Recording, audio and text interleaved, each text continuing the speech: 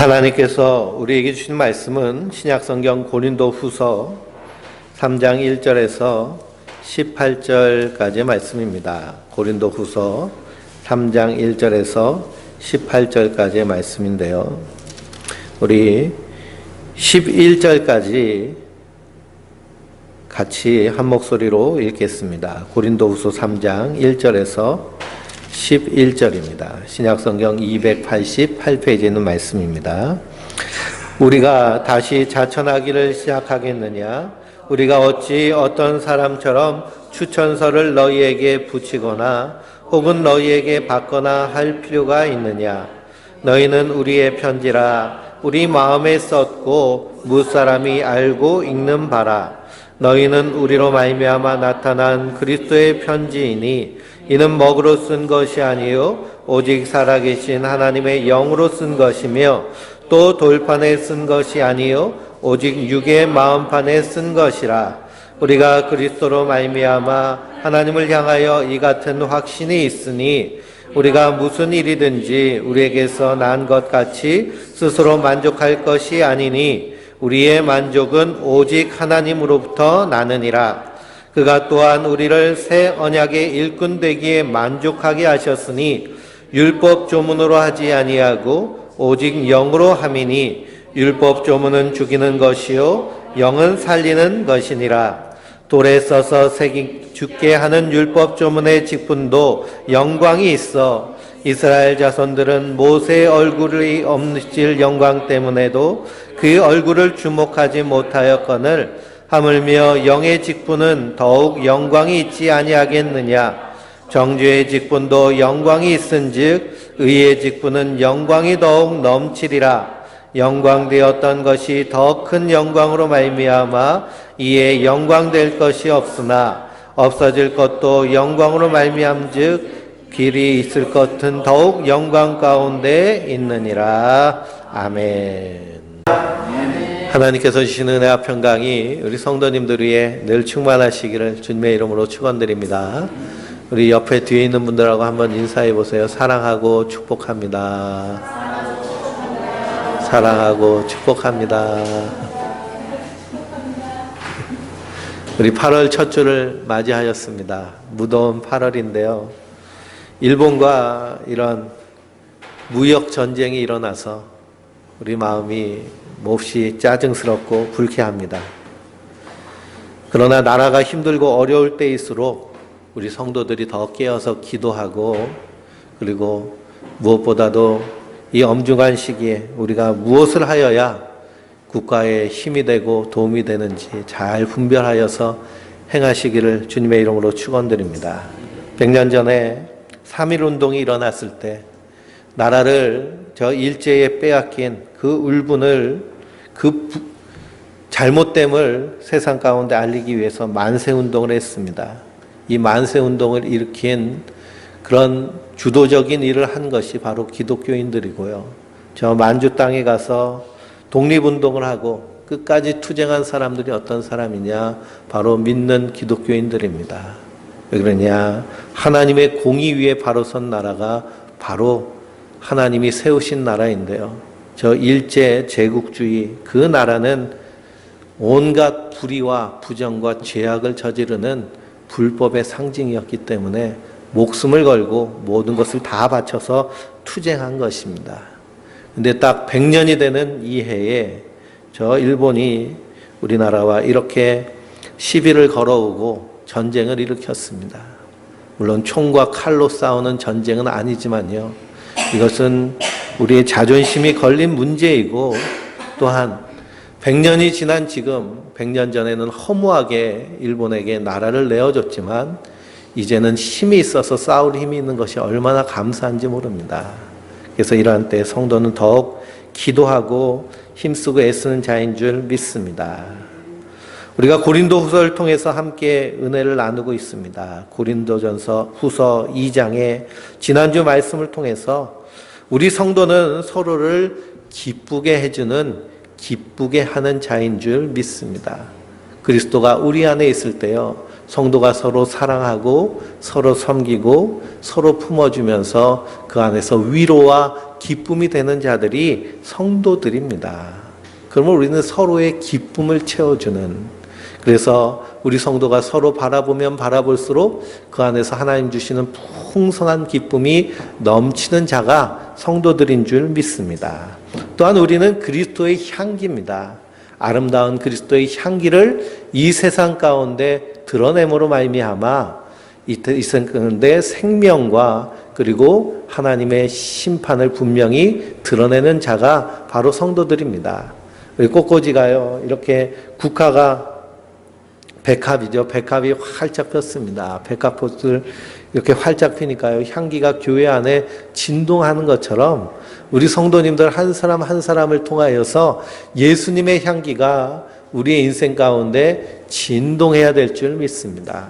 그럼 예수님의 향기가 진동하기 위해서는 우리가 어떻게 해야 되느냐? 하나님의 말씀을 가까이 하고요, 그 말씀에 순종하여 나가는 것이 우리 안에서 그리스도의 향기가 드러나는 일인 줄 믿습니다. 그래서 성도는요, 그 예수 그리스도의 십자가 안에서 하나님의 풍성한 은혜를 받은 자들입니다. 은혜를 받았으면요, 그 하나님의 사랑을 받았으면 우리도 그 사랑으로 사랑을 표현하는 자가 성도들입니다. 마음속에만 사랑해라고 하고 있는 것은요, 사랑이 아니죠. 표현이 돼야 됩니다. 그래서 옛날 갑돌이와 갑순이가 서로 마음 가운데서 썸을 타고 있었는데요, 그만 갑순이가 다른 남자한테 시집 갔습니다. 그러니까 갑돌이도요, 그냥 마음이 상해가지고 다른 또 사람하고 또 장가를 갔습니다. 그런데도 마음에서는 여전히 누구를 잊지 못하고 있어요? 갑돌이와 갑순이를 잊지 못하고 있는 겁니다. 그럼 왜 갑돌이와 갑순이의 사랑이요, 이루어지지 않았을까요?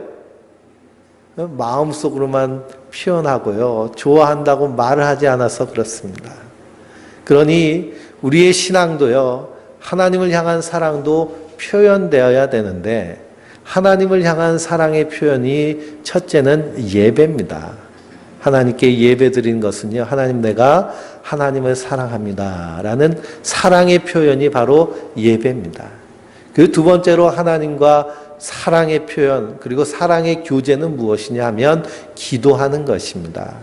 기도하는 것이요, 단순히 하나님께 나의 요구사항을 들어달라고 요청하는 것만 기도가 아니고, 우리가 사랑하는 사람과는 대화도 하고 이해하기도 하듯이 일상적인 삶 가운데서도 하나님과 대화하는 그 대화가 기도인 줄 믿습니다. 그러니 우리 안에서 기쁜 일이 생기면, 하나님, 이 일이 생겨서 내가 기뻐요. 하나님, 나의 아버지 되시니까 하나님도 기쁘시죠. 혹은 슬픈 일이 있으면, 하나님, 이 일 때문에 너무 슬픈데 하나님, 나보다도 더 사랑하시는 분이시니 하나님도 슬프시죠 하고 대화하는 것이 바로 기도의 또한 아름다운 모습인 줄 믿습니다. 그래서 쉬지 말고 기도하라 라고 할 때에, 쉬지 말고 기도하라는 것은요, 늘 하나님과 이렇게 인격적인 교제와 대화를 하는 것이 기도의 모습인 줄 믿습니다. 만약 자녀들이 오랜만에 집에 와가지고 엄마에게, 아빠에게 이렇게 대화를 하는데요, 엄마 이거 주세요, 엄마 이거 필요해요, 이게 필요해요, 이게 필요해요, 이 얘기만 계속 한다면 부모된 입장으로 어떤 마음이 들까요? 서글픈 마음이 들 겁니다. 아니, 쟤는 내가 필요할 때만 말을 하는 아이인가? 근데 그렇지 않잖아요. 엄마와 딸과의 관계, 그리고 부모와 자녀와의 관계가 돈독한 가정은요, 자녀들이 오랜만에 집에 왔어도 미주알 고주알 사는 얘기를 다 합니다. 그러면 기쁜 얘기도 있고, 그리고 걱정되는 얘기도 있잖아요. 그럼 부모는 그 얘기를 다 듣고 기뻐하고 함께 고민하는 것처럼 하나님도 우리의 아버지 되시는 줄 믿습니다. 엄한 아버지가 아니고요, 사랑의 아버지십니다. 그렇기 때문에 우리가 기도한다는 것은 우리의 사랑의 표현이 기도인 줄 믿습니다. 세 번째로 우리의 사랑의 표현이 무엇이냐? 하나님의 말씀을 듣고요, 그것을 우리의 삶 가운데 실천해 나가는 것이 사랑의 표현입니다. 이것을 순종한다라고 그럽니다. 순종한다. 그것은 억지로 하는 것이 아니고요. 사랑으로 하는 것입니다. 하나님 내게 이런 사랑을 주셨는데 사랑하시는 하나님이 나에게 말씀하시는 것은 나로 하여금 이롭게 하기 위해서 이 땅에서 생명을 누리기 위해서 내게 하신 말씀이기 때문에 그 말씀을 따라서 순종하면 우리 안에 생명이 넘치게 되는 줄 믿습니다. 그래서 성경에 예수님이 말씀하시기를 아무리 악한 부모라 하여도 자녀가 생선을 달라고 할 때 뱀을 줄 자가 있겠느냐, 떡을 달라고 하는데 돌을 줄 자가 있겠느냐. 부모의 마음은요, 미운 놈 떡 하나 준다고요. 아무리 미운 자녀라도 그 자녀에겐 좋은 것으로 주려고 하는, 자녀들은 그것을 잔소리로 듣지만 부모의 마음은요, 사랑하기 때문에 하는 말이죠. 너 가서 도둑질해라, 나쁜 놈 되라, 사기꾼 되라. 이렇게 하는 부모는 한 사람도 없을 것입니다. 그렇기 때문에 우리 하나님이 우리에게 말씀하신 그 말씀을 우리가 순종할 때요, 그 안에서 하나님의 생명이 충만하게 넘치는 줄 믿습니다. 그러므로 하나님을 사랑하는 그 사랑의 표현은요, 그 말씀을 따라 순종하는 일인 줄 믿습니다. 우리가 살고 있는 이 시대는요, 외모지상주의의 시대입니다. 그래서 외모지상주의, 남자나 여자나 다 외모적으로 그냥 아름다운 것만 추구하는 것이 이 세상의 모습입니다.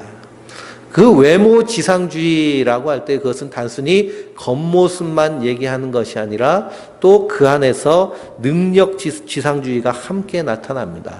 그러니 아무리 남자가 번듯하게 훤칠하게 잘생겼어도 능력이 없으면 별로인 것이고, 여자도 마찬가지고, 이렇게 외적인 것으로만 평가하는 시대가 우리가 살고 있는 이 시대가 돼버렸습니다. 그래서 예전에는요, 착하다라는 말을 씁니다. 저 사람 참 착해. 그럼 뭐가 착하다는 거예요? 속이, 마음이 착하다는 것이죠. 외모는 좀 어쩔지 몰라도, 능력은 좀 없을지 몰라도 그 마음은 참 착하고 순한 사람. 그래서 저 사람은 참 착해 라고 얘기합니다. 근데 그 착하다는 말을요, 요즘 우리가 살고 있는 이 시대의 젊은 친구들은 어디에다 써요? 외적인 것에 씁니다. 저 여자는 몸매가 참 착해, 이런 말을 쓰죠. 예? 착하게 생겼다라고 말합니다. 그것은 외모가 내 마음에 든다라는 뜻으로 사용돼 버립니다. 그러니 우리가 살고 있는 이 시대가요, 얼마나 하나님이 원하시는 그 모습과 완전히 반대된 방향으로 가는지를 우리가 발견할 수 있습니다. 왜 그러냐? 하나님은 외모로 사람을 취하지 아니하시고 중심을 보시는 분이시기 때문에 그렇습니다. 하나님은 우리의 중심을 보십니다. 근데 세상은요, 자꾸만 외모를 보고요, 능력을 보고, 그리고 배경을 봅니다. 그래서 저 사람이 정말 믿음 있는 사람인가, 신앙생활을 하여도요, 정말 믿음 있는 사람인가 분별할 수 있는 분별을 어디서 할 수 있느냐 하면 결혼하는 것을 보면 알 수 있습니다. 정말 믿음 있는 줄 알았는데 전혀 결혼하는 배우자는 엉뚱한 세상적인 그런 관점으로 결혼한다라고 하면 거기서 믿음이 드러나는 것입니다. 자녀를 결혼시킬 때도 마찬가지입니다. 정말 믿음 있는 가정인 것처럼 보였는데 결혼을 하는 모습을 보면 세상의 것을 따라간다라고 하면 거기서 그 믿음이 드러나는 것이죠. 그래서 우리의 관심사가 어디에 있는가 한번 살펴보시기 바랍니다. 에베소서 4장 21절부터 읽어보면 너희는 욕심을 따라, 유혹의 욕심을 따라 썩어져가는 구습을 쫓는 옛사람을 벗어버려라 라고 말씀하고 있습니다. 옛사람을 벗어버려라. 그 옛사람은 어떤 사람이에요? 외모로 취하는 사람. 세상적인 배경과 환경과 능력으로 취하는 그 옛사람을 벗어버리고 오직 심령으로 새롭게 되어 하나님을 따라 의와 진리의 거룩함으로 지으심을 받은 새 사람을 입으라 라고 말씀하고 있습니다. 그러므로 그리스도 예수 안에서 거듭난 성도는요, 이 세상을 바라보는 눈이 옛사람들, 이 세상이 바라보는 것과는 분명히 다르다라는 사실입니다. 그러므로 우리는 하나님 아버지를 닮아서요, 외모로 사람을 취하지 아니하고 무엇으로 사람을 취하는 거예요? 중심을 보는 자인 줄 믿습니다. 늘 중심을 보시기 바랍니다. 그런데 오늘 말씀을 읽어보니까요, 이 고린도 교회가 중심을 봐야 되는데 외모로 사람을 취함으로 말미암아 유혹에 빠져버렸습니다. 미혹되어 버렸습니다. 어떤 일이 일어났느냐? 이 고린도 교회에요, 저 예루살렘에서 어떤 선생들이 왔습니다. 선생들이 왔는데 무엇을 가지고 왔느냐 하면 추천서를 쫙 가지고 왔어요. 추천서를. 그 추천서를 보니까 예루살렘에 있는 사도들의 이름들이 쫙 적혀져 있는 겁니다. 그러면서 이 사람을 추천합니다 하면서 추천서를 가지고 고린도 교회에 왔습니다. 고린도 교회는 누가 세운 교회예요? 사도 바울이 세운 교회입니다. 사도 바울이 정말 예수 그리스도의 복음으로만 세워진 교회가 고린도 교회인데요. 여기에 예루살렘에서 추천서를 가지고 온 어떤 선생들이 가르치기 시작하는 것입니다. 가르치는데 어떤 내용을 가르치느냐 하면 율법을 지켜야 된다라는 것을 가르칩니다. 그래서 이 초대교회에 영적인 그런 싸움이 있었는데요. 그 싸움은 어떤 싸움이냐면 율법을 지키느냐 지키지 않느냐 하는 그런 싸움의 문제들이 교회 안에 들어왔습니다. 왜 그러느냐? 이 예수님은요, 유대인입니다. 그러니 유대교적 배경, 이스라엘의 예수님의 12제자도 유대교적 배경 안에 있습니다. 그러니 처음 기독교는요, 이 유대교 안에서 출발한 것이죠. 그러나 유대교 안에서 출발한 기독교가 더 크고 성장하여서 그래서 이제 유대교와 결별하는 시점에 와 있습니다. 그렇게 되니 이 유대교 선생들이 자꾸만 이 기독교인들에게 예수 그리스도의 십자가의 복음으로 구원받았음에도 불구하고 해야 될 것이 있다라고 자꾸 가르치는 것입니다. 무엇을 해야 되느냐? 할례를 행해야 되고, 무엇을 행해야 되냐? 안식일을 지켜야 되고, 무엇을 해야 되냐? 율법에 나와 있는 여러 가지 규례들을 행해야 된다라고 자꾸만 가르치는 것이죠. 근데 그리스도인은요, 그리스도 안에서 자유한 자인 줄 믿습니다. 근데 자꾸만 이 율법의 법을 가지고 이것을 지켜야 된다라고 가르치는데, 이 고린도 교회 성도들이요, 예수 그리스도를 믿어 구원받았음에도 불구하고 그 추천서를 가지고 온 사람들한테 마음이 쏠리는 겁니다. 거기에 대해서 사도 바울이 오늘 편지를 쓴 겁니다. 우리가 다시 자천하기를 시작하겠느냐? 우리가 스스로 나 자신을 추천하겠느냐라는 말입니다.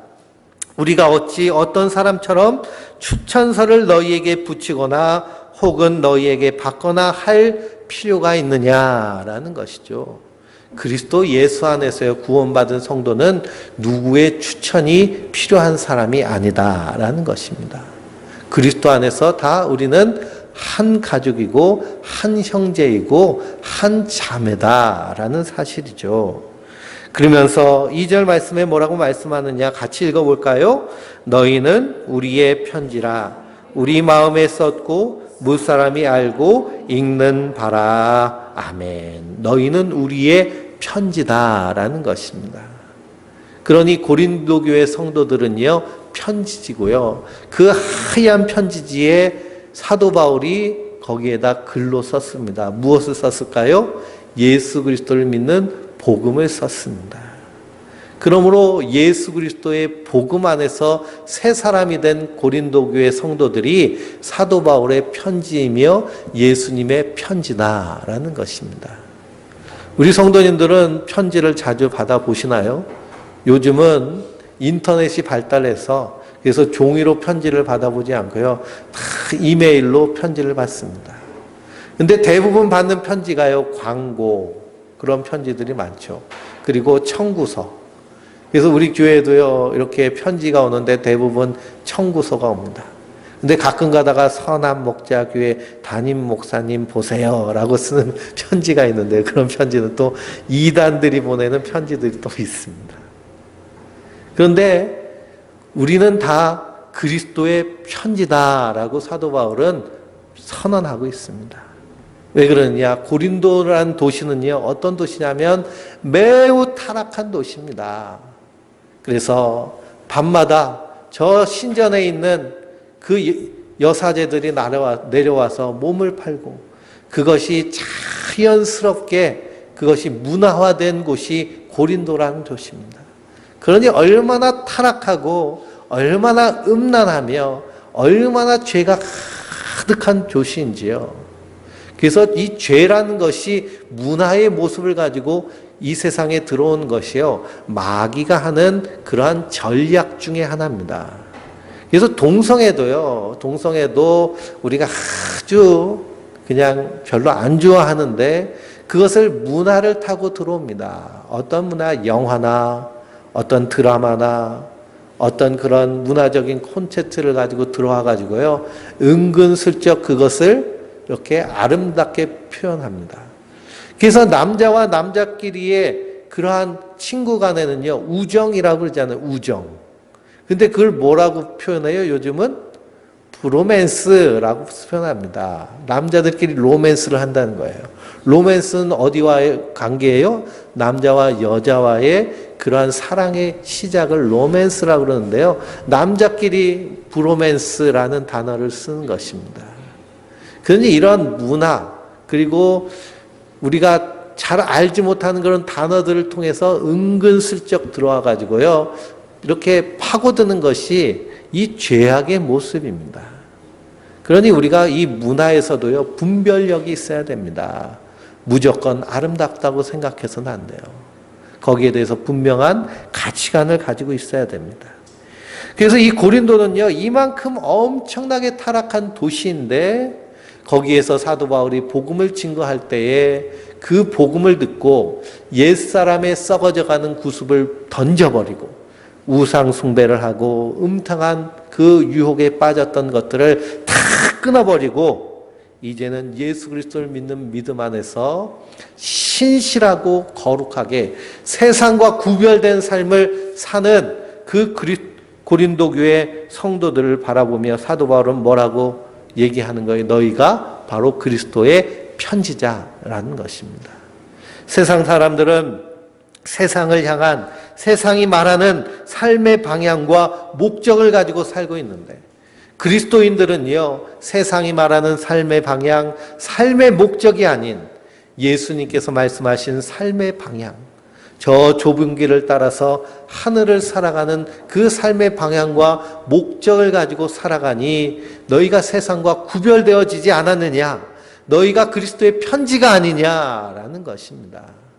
그러니 우리 성도들 한 사람 한 사람도요, 하나님께서, 그리스도께서 세상에 보내신 그리스도의 편지인 줄 믿습니다. 그러니 세상 사람들이요, 우리 성도님들 한 사람 한 사람을 보고 그 사람을 읽으면서 누구를 발견하는 거예요? 예수님을 발견해야 되는 것입니다. 근데 참으로 안타까운 것은 성도가, 하나님의 사람이 이 세상에 나가서 그리스도의 편지의 역할을 감당하지 못할 때 그것이 참으로 안타까운 것입니다.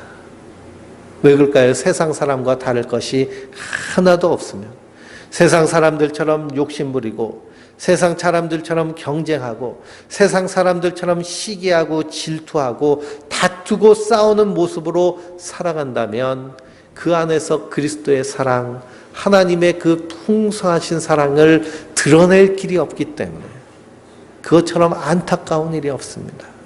한국교회가 왜 이렇게 세상 가운데서, 이 나라 가운데서 이렇게 미움받고 사람들로 하여금 실어버림이 되어버렸느냐. 100년 전의 교회는요, 나라가 위기에 처해 있을 때 자기의 재산과 자기의 목숨을 바쳐서 나라를 위해서 목숨 건 사람들이 바로 기독교인들이었습니다. 그때 가장 필요한 것은 무엇일까요? 나라 빼앗긴 그 고통 가운데서 자유함을 주는 것이 가장 큰 하나님의 사랑인데요. 그 일을 위해서 성도들이 힘쓰고 애썼습니다. 나라가 일본에게 넘어가게 될 때 왜 넘어가게 되느냐? 나라 빚을 갚지 못하여서 망하게 됐다라는 얘기를 들을 때요, 국채 보상 운동을 시작했습니다. 자기 재산을 팔아가지고 나라 빚을 갚아서 일본으로부터 자유함을 얻자.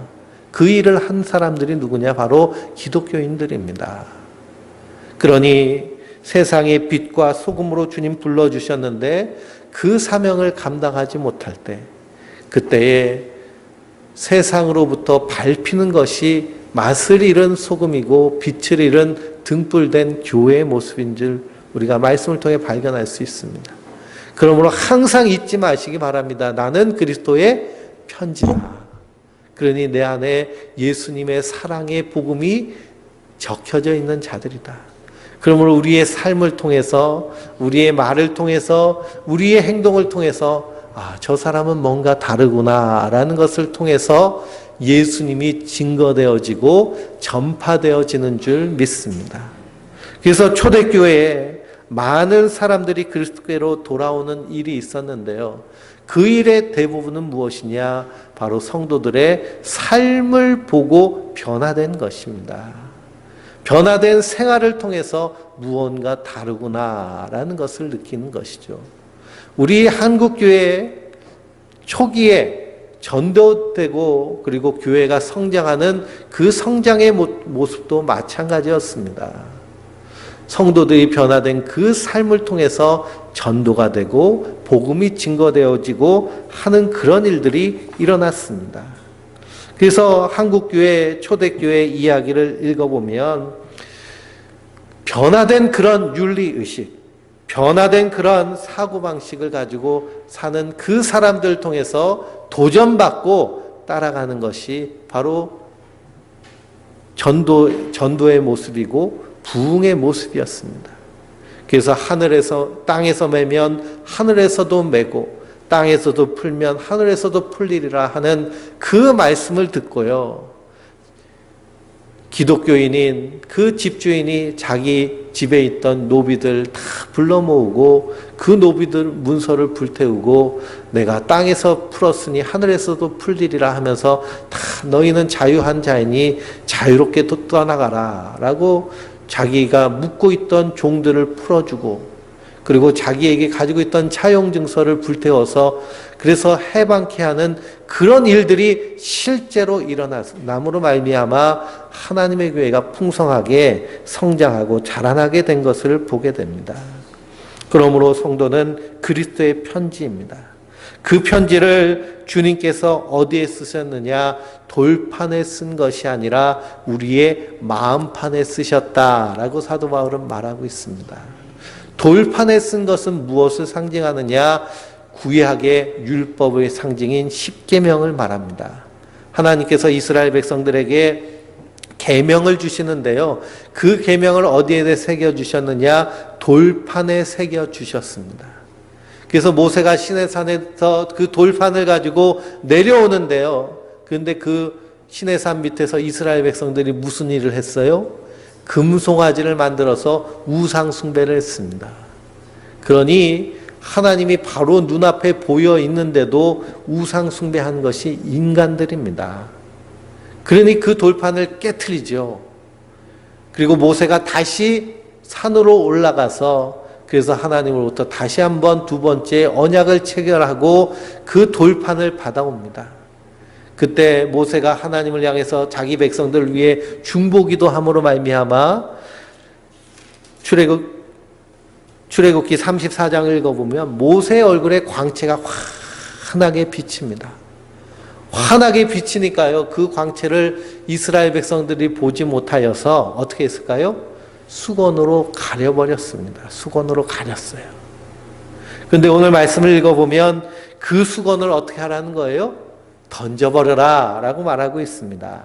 우리 12절부터 18절까지 같이 읽어보겠습니다. 우리가 이 같은 소망이 있으므로 담대히 말하노니 우리는 모세가 이스라엘 자손들에게 장차 없어질 것에 결국을 주목하지 못하게 하려고 수건을 그 얼굴에 쓴 것 같이 아니하노라. 그러나 그들의 마음이 완고하여 오늘까지도 구약을 읽을 때에 그 수건을 벗어주지 아니하고 있으니 그 수건은 그리스도 안에서 없어질 것이라. 오늘까지 모세의 글을 읽을 때에 수건이 그 마음을 덮었도다. 그러나 언제든지 주께로 돌아가면 그 수건이 벗겨지리라. 주는 영이시니 주의 영이 계신 곳에는 자유가 있느니라. 우리가 다 수건을 벗은 얼굴로 거울을 보는 것 같이 주의 영광을 보매 그와 같은 형상으로 변화하여 영광에서 영광에 이르니 곧 주의 영으로 말미암음이니라. 아멘. 우리 7절부터 계속 읽어보면 가장 많이 나오는 말씀이 영광이란 말씀입니다. 영광. 하나님의 영광을 보는 자는요, 그 즉시 죽는 것이 죄인인 인간의 모습입니다. 그러니 그 하나님의 영광을 본 모세의 얼굴에요, 마치 하나님의 영광의 빛이 덧입혀서 드러나는 것처럼 나타나는 것입니다. 달은요, 자기 스스로 빛을 발하지 못합니다. 그런데 밤이 되면 달빛이 가장 환하죠. 보름이 되면은요, 대보름달이 환하게 뜨면 별들도 그 보름달 빛 때문에 다 자취를 감출 정도로 빛이 환합니다. 그러면 달이 환하게 비치는 이유는 무엇 때문에 그럴까요? 태양 때문에 그렇습니다. 태양빛이 달에 반사되어서 우리 눈에 밤에 보이는 것입니다. 그래서 그렇게 환하게 빛나는 것입니다. 모세가 하나님을 만났습니다. 그러니 하나님의 영광의 빛이 모세에게 비춰짐으로 말미암아 모세 얼굴에 광채가 나는 것이죠. 모세 얼굴에 광채가 나니까요, 이스라엘 백성들이 그 얼굴을 제대로 바라보지를 못하는 것입니다. 왜 그럴까요? 그 안에 있는 죄와 허물 때문에 그렇습니다.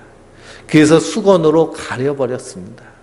수건으로 가려버리니 그들이 하나님 앞에 나올 때 어떤 습관을 가지고 있느냐, 이렇게 수건으로 머리에 뒤집어 쓰고 하나님께로 나옵니다. 하나님의 영광을 제대로 보지 못하는 것이죠. 그래서 천주교에도 가보면요, 여자들이 미사를 드릴 때 이렇게 수건같이 뒤집어 쓰잖아요. 그렇죠? 이게 여기서 나온 것입니다. 근데 사도 바울은 이 수건을 어떻게 하라는 거예요? 벗어버리라는 겁니다. 왜 그거 쓰고 있냐? 우리는 하나님의 영광을 바로 볼 수 있는 자다. 누구 때문에? 예수님 때문에. 예수님 우리의 죄와 허물을 다 담당하시고 십자가에 달려 죽으셨기 때문에요, 우리는 하나님을 바로 볼 수 있는 자입니다. 우리가 기도할 때도요, 하나님께 바로 기도하는 자들입니다. 왜 그럴까요? 그 길을 주님께서 활짝 여셨기 때문입니다. 근데도 저 천주교에 가면 기도할 때요, 예수님의 이름으로 기도하지 않고 마리아의 이름으로 기도하고 성인의 이름으로 기도하고 그렇게 기도합니다. 왜 그렇게 해요? 예수님은 너무 바쁘시기 때문에 이렇게 사사로운 기도, 그런 거는 성인의 이름으로 기도해도 된다, 이렇게 가르칩니다. 절대 그것이 아닙니다. 그것은 수건 쓰고 있는 자의 모습입니다. 아직 복음을 모르는 자의 모습입니다. 예수님께서 우리의 죄와 허물을 대신 지시고 십자가에 달려 죽으심으로 말미암아 하나님의 길을 향한 길을 활짝 여셨습니다. 그분이 우리의 아버지 되십니다. 그래서 우리가 하나님을 사랑하는 마음으로 예배하고 하나님을 사랑하는 마음으로 기도하고 하나님을 사랑하는 마음으로 말씀에 순종하며 말씀 가운데 실천해 나갈 때 우리가 그리스도의 편지로서 사명을 감당케 하시는 줄 믿습니다. 우리가 이 시간 성찬을 먹고 나는 것도 주님과 하나가 됨으로 말미암아 하나님의 영광을 수건 없이 바로 볼 수 있는 그 은혜를 누림을 우리 안에서 증거하는 것이 우리가 성례전을 행하는 일입니다.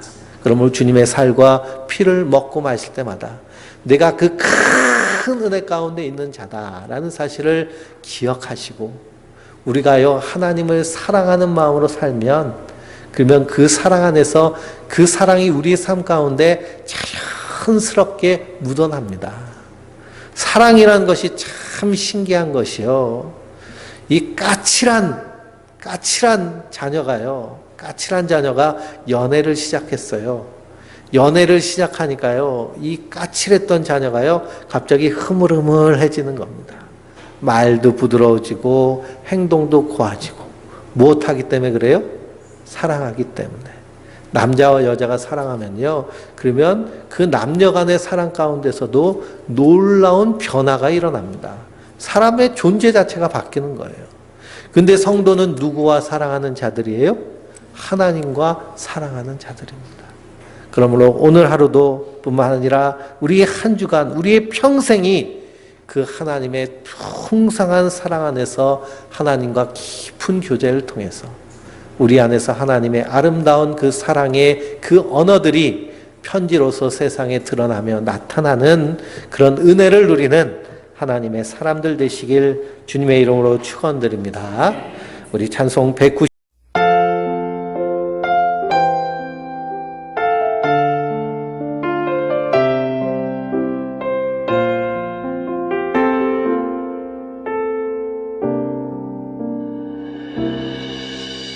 주 나의 모습 보네 상한 나의 맘 보시네 주 나의 눈물 안에 홀로 울던 맘 아시네 주 나의 모습 보네 상한 나의 맘 보시네 주 나의 눈물 안에 홀로 울던 맘 아시네 세상 소망 다 사라져가도 주의 사랑은 끝이 없으니 살아가는 이 모든 순간이 주의 힘을 나는 믿네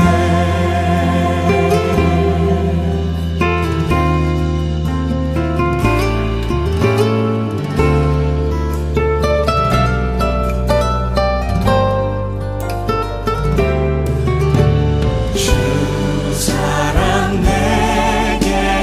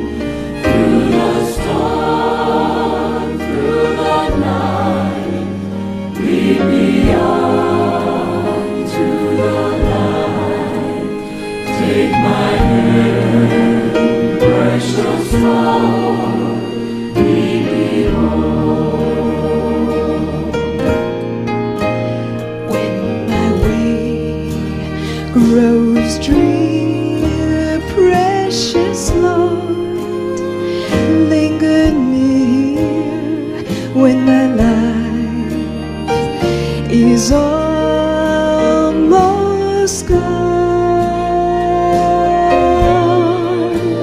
Hear my cry, hear my call, hold my hand lest I fall. Precious Lord, take my hand, lead me home.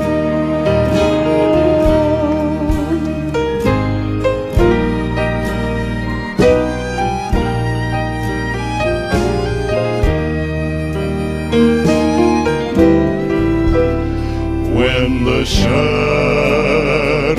appear